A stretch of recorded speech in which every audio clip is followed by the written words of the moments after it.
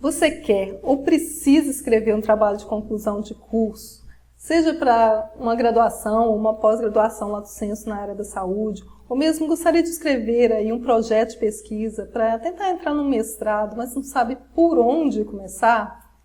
Essa dúvida realmente gera muita angústia e ainda mais tensão quando a gente tem um prazo para cumprir, não é mesmo? Pois eu criei esse vídeo justamente para minimizar esses sentimentos em você.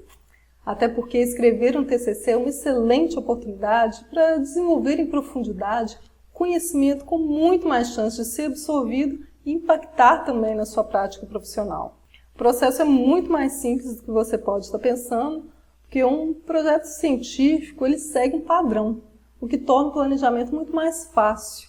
Mas qual que é o padrão? Qual que é o método? Quais os itens mais básicos que estão sempre presentes em um projeto científico ou de iniciação científica? Aliás, qual que é a diferença entre eles? A diferença está no rigor metodológico, ou seja, quanto mais rigoroso, mais próximo da verdade o resultado de um estudo se aproxima. Portanto, um trabalho de iniciação científica, geralmente ele vai ter por objetivo introduzir o conhecimento sobre o padrão de um estudo científico. Enquanto que o estudo científico em si, ele vai utilizar de um método mais rigoroso para testar a veracidade da análise de um fenômeno, ou seja, o efeito desse fenômeno que você intencionou observar e analisar, né? Portanto, todos os estudos científicos eles seguem um padrão, que é para auxiliar na estruturação do pensamento entre a ideia que o norteou e a resposta que o estudo buscou. Dentro dos itens básicos na construção de um TCC, vai ser necessário, então, construir a metodologia do estudo, que é ela que vai permitir a análise dos dados e a interpretação do efeito do fenômeno que se propôs a analisar. Mas antes da gente definir o título de um estudo, é importante a gente ter clareza de qual tema que a gente tem a intenção de aprofundar o nosso conhecimento. E a melhor forma de definir isso é identificando uma dúvida da sua prática clínica, da sua prática profissional. Essa dúvida seja em relação à frequência com que o problema de saúde, por exemplo, ocorre. Um exemplo, qual a prevalência de profissionais sedentários da minha profissão? Isso parece uma pergunta simplificada, mas ela pode trazer aí uma resposta que pode ajudar e muito a trazer soluções para que os profissionais da sua profissão não venham a desenvolver, então, o problema de saúde. Mas para isso a gente precisa então quantificar com que frequência determinado problema está presente, para então a gente propor intervenções para minimizar qualquer dano. Outra pergunta pode surgir em relação ao prognóstico de evolução do problema. Exemplo, qual a incidência de infarto em pessoas sedentárias? Então, quando você olha para essa pergunta, não vem aquela ideia de que, peraí, a resposta não vai ser tão rápida também não, Porque eu vou ter que observar pessoas por vários anos até que ela manifeste o infarto. Sendo que nem todas vão manifestar o infarto porque são sedentárias. Mas eu vou ter que acompanhar um grande grupo de pessoas sedentárias e que vão continuar sedentárias por muito tempo e observar se elas realmente vão infartar. Então, parece que é um estudo que não dá para conduzir a nível de graduação ou pós-graduação, porque vai levar muito tempo, não é mesmo? Então, dá para vocês perceberem que o desenho de estudo vai ser algo que a gente vai ter que definir. A gente não vai conseguir fazer qualquer desenho de estudo a nível de graduação. Ou mesmo dúvidas em relação a como diagnosticar um problema. Exemplo, qual a acurácia de uma avaliação nutricional em identificar um paciente que está desnutrido? Então, quando a gente sai da graduação, talvez muitos nutricionistas saiam pensando, não, quando eu avalio, utilizo lá aquelas estratégias onde os especialistas já definiram que se o paciente tiver esses e esses critérios, então ele é um desnutrido.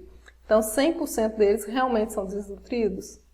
Então, todo teste que a gente faz, ele é 100% fiel?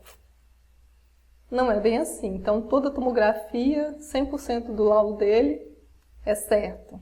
É justamente isso que a gente precisa analisar. Então, quando a gente faz uma proposta para investigar a acurácia de um teste diagnóstico, é justamente essa resposta que a gente está buscando.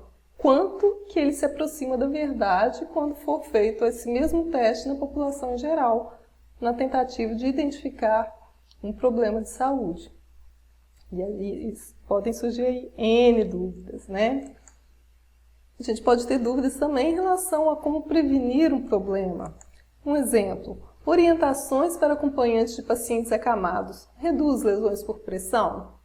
Então, a gente vai aprendendo na prática clínica que muitas vezes é necessário dar orientações, né, seja para o paciente, para o acompanhante, e a gente acredita que isso vai ter um efeito, né, de benefício para o paciente em relação à saúde dele. Será que isso é sempre uma verdade? Qual que é o tamanho desse efeito? Quantos desses pacientes que recebem, ou acompanhantes, né, que recebem orientações, vão ter lá o paciente sem a incidência de lesões por pressão ao ficarem acamados por anos? Então, são perguntas que às vezes a gente não tem resposta e que é interessante conduzir um estudo que talvez não seja tão difícil assim. Então, pode ser conduzido a nível de um TCC, por exemplo, ou não. Uma outra dúvida que é das mais frequentes na área de saúde é como tratar o problema, né? A gente muitas vezes quer conhecer o efeito, o tamanho do efeito das intervenções da nossa área profissional. Trouxe aqui como exemplo os anti-inflamatórios não hormonais tópicos. Eles são efetivos em dores musculares crônicas. Então, muitas vezes a gente até conhece, é bem divulgado, né, já existe ampla literatura mostrando aí o efeito de anti-inflamatórios em dores em geral, principalmente nas agudas ou agudizadas, mas será que tem um efeito bom em dores crônicas, principalmente aqueles tópicos? Será que o efeito é o mesmo de um que é por via oral? Então, várias dúvidas podem surgir na nossa cabeça quando a gente está na nossa atuação profissional, e a melhor forma de resolver essas dúvidas ou é aplicando, realizando um estudo ou investigando na literatura se essa resposta já existe, não é mesmo? Então, vamos lá. Agora é a hora de você tentar identificar na sua prática profissional, né, ou na sua formação, uma dúvida que te incomodou e que você gostaria de aprofundar o conhecimento em relação a ela. Tá ok? Que no nosso próximo encontro, então, a gente vai estruturar essa sua pergunta clínica da melhor forma a te trazer clareza e ajudar a conduzir todas as próximas etapas na construção do seu TCC. Eu te aguardo. Até lá!